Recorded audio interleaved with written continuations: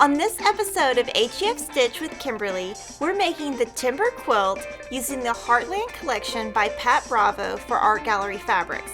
This modern quilt takes the plus quilt and gives it a modern twist.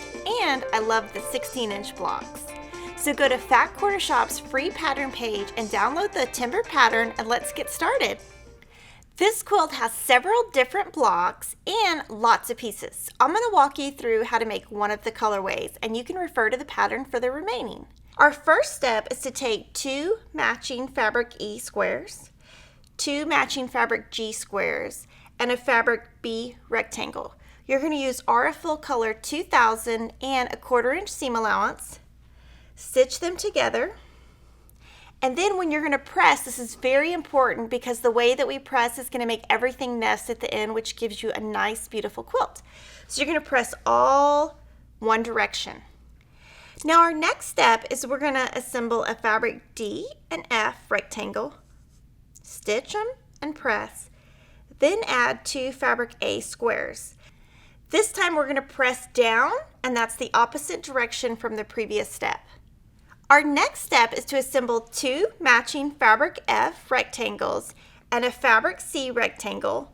On this one, it actually doesn't matter which way you press, so I press to my pinks. This block is coming together beautifully. Now we're halfway done. Take the units you just made and we're going to stitch them together.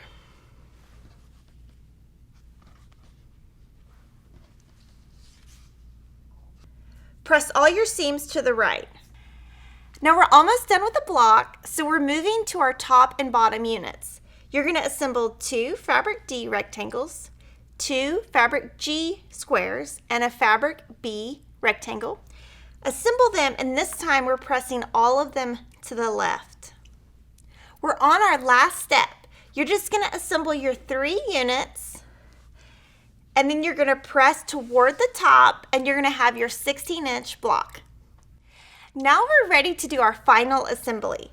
We're going to make 5 rows and each row has 4 blocks. You're going to want to pay attention to your block placement so you get that nice diagonal effect. Now lay out all of your blocks with all of your seams going the same way. So you've got them all laid out just like you sewed them. Now flip every other block and ta-da! All of your seams are going to nest perfectly throughout the entire quilt. So all of these seams and these seams, they're all going to nest perfectly to give you that nice finished touch. Now let's go on to the Quilt Center. When you're finishing your rows, you want to keep rotating your blocks. And on row 1, we rotated blocks 2 and 4. So when you're on row 2, you're going to want to rotate blocks 1 and 3. So continue making all of your rows.